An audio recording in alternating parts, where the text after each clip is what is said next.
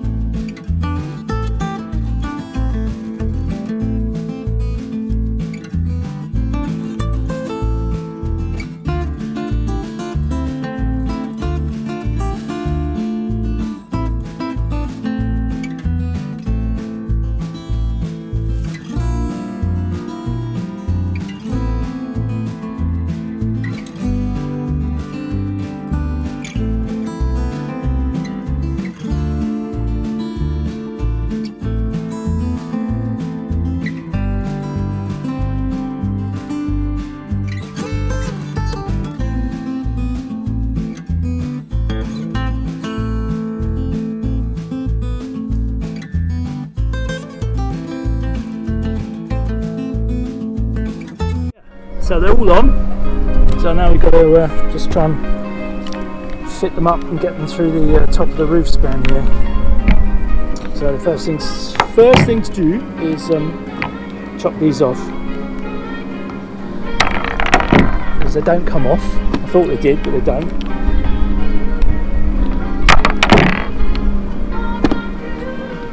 So then we'll mark up the negative. We'll mark up the positive because I've lost my red tape.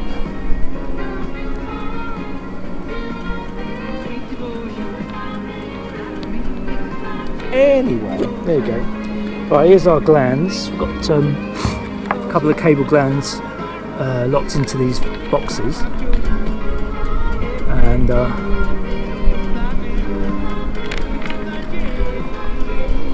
little rubber things slide onto the cables.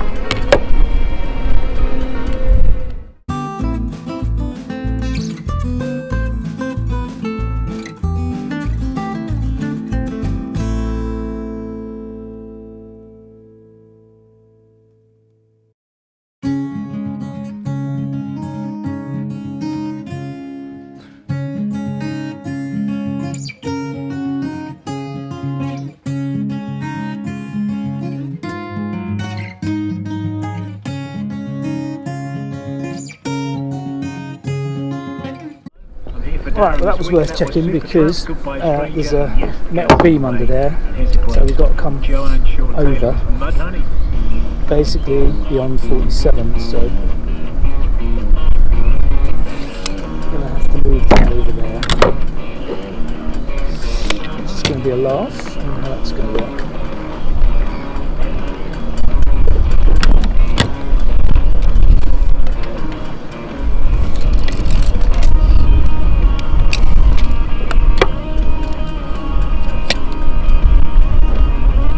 Right, they're all nice and straight, except for this one. There's a, I can't put it there because there's a metal beam running length of the wheelhouse, so I'm going to keep it well away from that.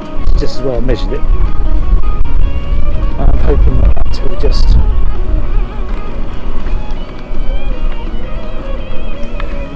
keep me on there like that.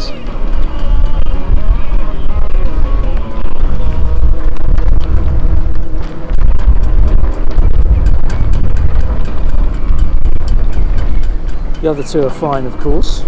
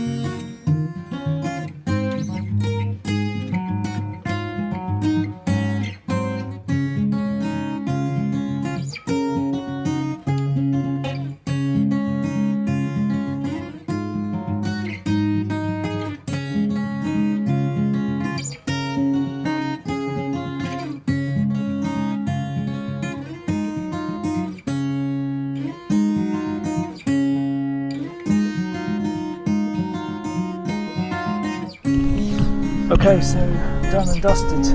Not quite done and dusted. All five are on and poking down into the wheelhouse. These are all nicely stuck. These guys there had to be weighed down because they kept moving, and this will be the same for this. So I need to wait for that to dry before I can get this one sorted. These, look, it's like these long narrow strips are made for boats, I think, really made for wheelhouses anyway. It's almost like, well, I don't know, it's better than having these big, I think they're quite attractive. It's better than having these huge, massive, great door size solar panels, unbelievably ugly. Might as well literally strap two doors to your boat. So yeah, these fit the bill just nice.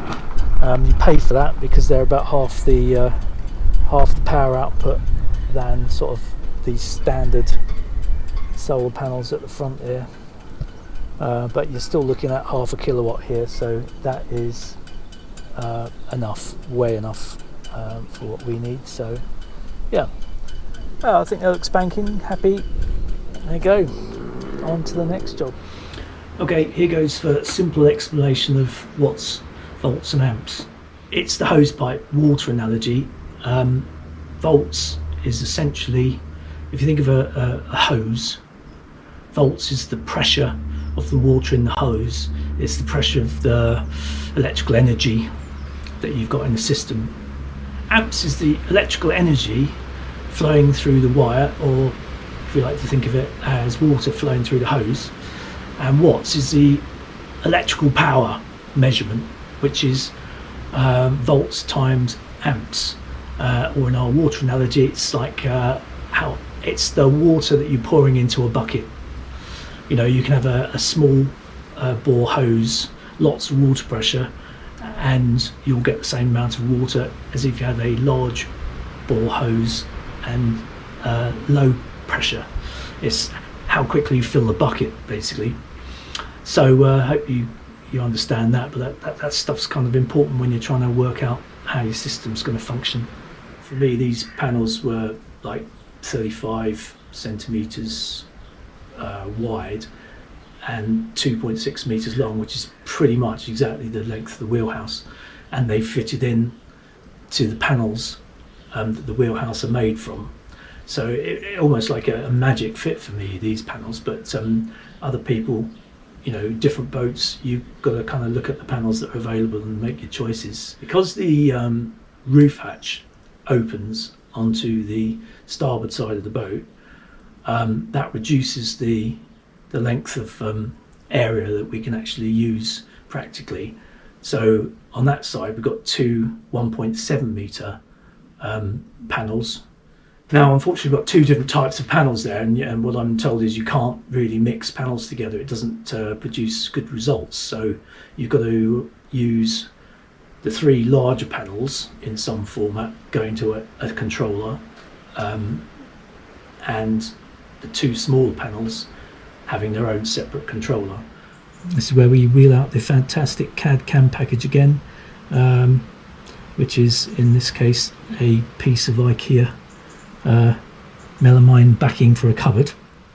So here goes, try to explain this, and I can already hear all my physics teachers ever curling up and laughing themselves to death over me trying to explain this. But essentially you can configure your solar panels in two ways, one of which is in parallel, and this is parallel at the top here.